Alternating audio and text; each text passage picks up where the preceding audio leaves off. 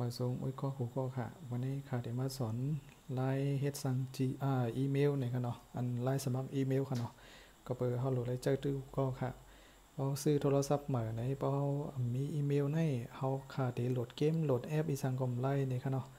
มันก็เดี๋ยวลืมรหัสแปดมันก็เตรียมยามีเนี่ยค่ะเนาะอันตั้งสุดเฮาเข้าที่ Google ค่ะ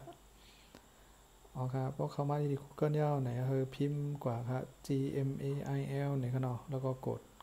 ตกลงค่ะเดมานาในค่ะลองลองตัวเดียนเป็น Gmail นั่นค่ะเนาะเรากดเข้าที่ Gmail นั่นค่ะเอาค่ะประมาณนาในไหนเลือกอันวงเล็บอันที่1ค่ะเนาะสร้างบัญชีเนี่ยค่ะเนาะแล้วพอมันขึ้นมา2อันเนี่ยเลือกอันเนอค่ะเนาะอันตาในตาธุรกิจเนี่ยค่ะเนาะเลือกอันเนอค่ะตาตัวเจ้าเก่าเนี่ยค่ะเนาะพวกย่อเนี่ยก็กดอันตั้งขวามือค่ะที่เป็นวงเล็บสีเขียวนั่นถัดไปเนี่ยค่ะเนาะกดที่ไหนค่ะเอาค่ะมันได้มานาในค่ะ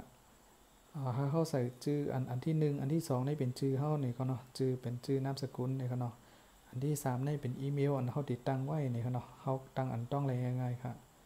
อีเมลมันจะอันเขาตั้งในเป็น jot.elechan เนี่ยเขาเนาะ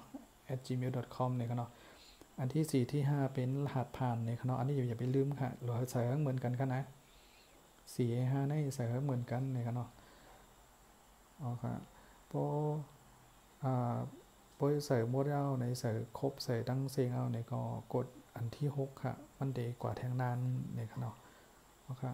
อย่าไปลืมค่ะอันที่4ที่5นี่รหัสทั้งเหมือนกันค่ะเนาะแล้วก็ต้องไว้ดีๆค่ะโปกูต้องอะไรเนี่ยเขาจดใส่แต้มใส่ในกระดาษไว้ก่อนก็เลยค่ะพระเจ้าก็กดอันที่6กว่าค่ะพอกดกว่าเจ้าเนี่ยที่บ้านนาในค่ะอันที่1นี่ให้ใส่เบอร์โทรเนี่ยค่ะเนาะใส่ก็เริ่มใส่ก็เลยค่ะอันที่2นี่เป็นวันเกิดเนี่ยครับเนาะที่3นี่เป็นเดือนเกิดค่ะที่4นี่เป็นปีเกิดค่ะ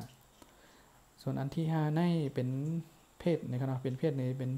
ถ้าเป็นคนยิงคนใจเนี่ยครับเนาะกดกว่าดินนันตีเลข5เนี่ยครับมันตีมีปันให้เลือกค่ะเป็นคนยิงก็เลยคนใจก็เลยเนี่ยครับเนาะเอาค่ะวันเดือนปีเกิดนี่อย่าไปลืมค่ะเนาะใส่อันที่เต้งก็เลยค่ะแล้วก็กดอันที่6ค่ะเนาะ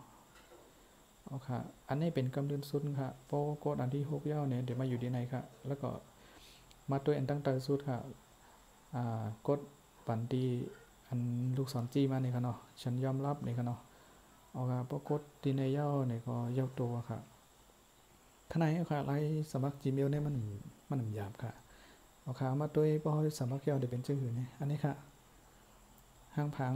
อีเมลเฮาสมัครเหมือนกันนั่นนี่ค่ะเนาะมันจะของค้าได้เป็น george.elechan@gmail.com เนี่ยค่ะเนาะอันนี้เต็มเลยเหมือนกันค่ะมันก็ติดตั้งบนใจใต้ @gmail.com เนี่ยค่ะเนาะอันนั้นก็แล้วแต่เขาตั้งเองค่ะเขาใครตั้งชื่ออย่างก็ตั้งฮะอันเขาต้องอะไรง่ายๆค่ะเนาะโอเคโปรย่อเนี่ยเขามาจำด้วยค่ะเนาะมาจำเจอตื้อด้วยใน YouTube เนี่ยค่ะเนาะโอเคเพราะนั้นเขาขอด้วยใน YouTube ค่ะเนาะเปิดโทรศัพท์มาแล้วก็กดเข้าที่แอป YouTube ค่ะเอาค่ะเขาก็ลองเปิดคลิปด้วยค่ะเนาะคลิปอย่างไรค่ะเตียนเขาใครด้วยนั่นลองเปิดมาด้วยค่ะใช่ไหมครับก็ได้เพราะเขากดถูกใจหรือกดติดตามเพื่อนอะไรก็แปลว่าเขาอะไรลงจือไว้ในกันเนาะมันก็โป้งใครเสือจืนก็ใส่กว่าค่ะมันจะไหนค่ะโป้งขึ้นมาใครเสือจืนเนี่ยเขาก็ใส่อีเมลอันเขาสมัครไว้มาไกลนั่นในกันเนาะมันจะอันคาใส่เนี่ยก็เป็นอีเมลอันคาสมัครไว้มาไกลนั่นในกันเนาะอีเมลพอเป็นชื่อก็แต้มก่อนจะนั้นค่ะอย่าไปลืมค่ะเนาะมันจะอันคาใส่ย่อไหนก็ให้กดถัดไปนี่ค่ะเนาะพอมาตีในมันตีให้ใส่รหัสผ่านนี่ค่ะเนาะอย่าไปลืมค่ะรหัสผ่านนั้นลำลองค่ะใส่รหัสผ่านเท่ากว่าค่ะเนาะครับผู้ใส่รหัสผ่านย่อเนี่ยก็กดถัดไปนี่ค่ะเนาะครับบอกในก็ย่อค่ะคำในอีเมลในเขาจะตื้ออะไรก็ไรค่ะมันจะไหนฮะเขาตัวคลิปเปิลย่อเขาเก็บเนี่ยเขาใครปันแห้งเปิลเนี่ยเขากดติดตามนี่ค่ะเนาะหรืออันนั้นก็กดถูกใจปันแห้งเปิลหรือว่าแต้มตั้งเตอร์ในนี่กันเลยนี่ค่ะเนาะโอเคอีเมลเนี่ยมันลำลองเนี่ยครับเนาะเขาก็ใช้ตื้ออะไรก็ไรครับว่าเป็น Instagram Twitter Facebook เนี่ยครับเนาะเขาโหลดอะไรใช้ตื้อก็ดีค่ะ